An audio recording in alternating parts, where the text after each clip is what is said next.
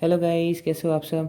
तो हम लोग क्वेश्चन करने जा रहे हैं 55 to 58 logical reasoning based on arrangements का डिफ़िकल्टी लेवल 1। तो let's read. Okay, so 7 friends A B C D E F and G live on a different floors in a 7-floor apartment. It is also known that अब A B C D E F G 7 friends हैं जो कि 7 floor apartments में रहते हैं, different. ठीक है, अब इसमें इंफॉर्मेशन दे रखी है। पहले इसे कराने से पहले मैं आपको बता दूं, इसमें कोई ग्राउंड फ्लोर नहीं होता है। इसमें जो ग्राउंड फ्लोर होता है वहीं से 1 स्टार्ट हो जाता है। तो इसमें पहले हम 7 फ्लोर्स मेंशन कर देते हैं। 7, 6, 5, 4, 3, 2 एंड 1, ये फ्लोर्स हैं। ठीक है, अब आगे बढ़ते हैं। B lives in the 3rd floor. B कहाँ पर रहता है? 3rd फ्लोर में, ये पहले ही बता दिया। The flat number of A cannot be expressed as a arithmetic mean of 2 flat numbers of any other friends. अब ये थोड़ा कॉम्प्लिकेटेड है, लेकिन इसे समझना बहुत ईजी है। देखो, फ्लैट नंबर जो ए का फ्लैट नंबर है, इनमें से कोई एक फ्लैट नंबर होगा, वो एक्सप्रेस नहीं हो सकता किसी भी 2 फ्लैट नंबर के अर्थमेटिक मीन से। अर्थमेटिक मीन मतलब आप एवरेज समझ लो। तो वो कह रहे हैं कोई भी 2 फ्लोर के एवरेज ए का फ्लैट नंबर एक्सप्रेस नहीं कर सकता। तो हम क्या करेंगे, हम लोएस्ट एवरेज और हाईएस्ट एवरेज निकाल लेंगे और उनके बीच में जो भी आएंगे, जो भी फ्लोर्स आएंगे, उन्हें एलिमिनेट कर देंगे। ठीक है, तो इन सब में से कोई भी सबसे 2 छोटे नंबर निकाल लो। तो 1 और 2 हुआ, तो 1 + 2 डिवाइडेड बाय 2, तो इसका क्या हुआ, 3/2 कितना हुआ, 1.5। ठीक है, एंड सबसे बड़ा 7 और 6, तो 7 + 6 डिवाइडेड बाय 2 मतलब 13 डिवाइडेड बाय 2 मतलब 6.5। अब जो ए का फ्लोर है वो 1.5 और 6.5 तक जितने फ्लोर आते हैं उनमें से नहीं हो सकता, क्योंकि उसका कोई अर्थमेटिक मीन एक्सप्रेस नहीं कर सकता उसका। तो 1.5 और 6.5 के बीच में कितने फ्लोज आते हैं? तो 2 से लेके 6 तक सारे फ्लोज आते हैं, यहाँ से लेके यहाँ तक। तो बचा गया या तो ए का फ्लोर 1 होगा या फिर 7 होगा। ठीक है, तो या तो 1 या फिर 7। ठीक है, अब आगे बढ़ते हैं।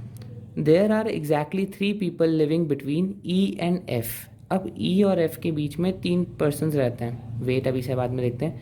D lives either on the top और बॉटम फ्लोर। अब डी भी या तो फर्स्ट पे रहता है या फिर 7th पे रहता है। ठीक है, अब वही वाला पॉइंट फिर से। There are exactly 3 people living between E and F. अब ई एंड एफ के बीच में 3 लोग रहते हैं। अब पॉसिबिलिटी क्या है, अगर हम ई यहाँ पर लिखेंगे तभी 1 2 3 3 लोग यहाँ पर आएंगे और फिर एफ़ यहाँ पर आएगा।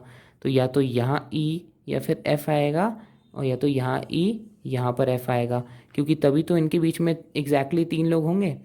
ठीक है, समझ में आ गया ना। अब यहाँ क्या लिखा है, सी लिव्स ईदर ऑन 5 और 3rd फ्लोर। अब सी जो है या तो वो 5 पे रहता है या फिर 3rd पे रहता है। अब 3rd पे तो हो नहीं सकता, क्योंकि 3rd तो ऑलरेडी बी ने ऑक्यूपाई कर लिया है और सब डिफरेंट फ्लोर्स पे हैं। तो सी कहाँ पर रहता है? सी रहता है 5th फ्लोर पे। बचा क्या? जी रहता है 4th फ्लोर पे, क्योंकि सब डिफरेंट डिफरेंट फ्लोर्स पे रहते हैं ना। ठीक है, तो आसान था ना।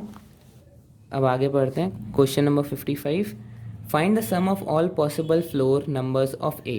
अब जितने भी ए के हमने निकाले थे, कितने पॉसिबल फ्लोर्स हैं? या तो ये 1 हो सकता है या फिर 7 हो सकता है। तो उसका सम बताओ। तो 1 + 7 क्या हुआ? 8। ईजी था ना।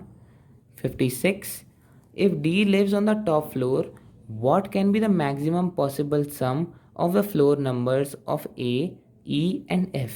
अगर D टॉप फ्लोर पे रहता है तो what will be the possible sum floor of A, E and F। अगर D ऊपर रहता है तो A कहाँ पर रहेगा? तो A को नीचे रहना पड़ेगा, तो A का हो गया 1 प्लस E और F का कौन सा है? या तो 6 है या 2 है, उनमें से किसी का भी कोई हो सकता है। तो 6 फ्लोर प्लस 2nd फ्लोर, तो 2 + 1 3, 3 + 6 9। तो ये हो गया आपका sum. 57, on which floor does G live. G कहाँ पर रहता है? It is in the 4th floor, तो इट्स 4th फ्लोर। ठीक है, अब 58, what is definite sum of floor numbers of A and D. अब ए एंड डी का डेफिनेट सम कौन सा है? अगर ए यहाँ पर रहेगा और डी यहाँ पर, तभी भी सम 1 + 7 है।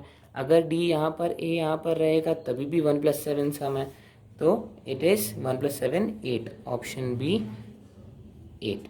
ठीक है, ईजी था ना। So these were the answers from 55 to 58 and I hope आपको समझ में आया होगा। और अब हमने लेवल ऑफ डिफ़िकल्टी 1 कंप्लीट कर लिया है। अब मुझे कमेंट सेक्शन में बताना क्या मैं इसी चैप्टर का लेवल ऑफ डिफ़िकल्टी 2 से स्टार्ट करूं या फिर हम chapter 3 logical reasoning based on ranks पे आगे बढ़ें। तो ये कमेंट सेक्शन में मुझे बताना, जिस पे ज़्यादा वोट्स आएंगे मैं उसी पे ही कंटिन्यू करूँगा। ठीक है, thank you so much for watching.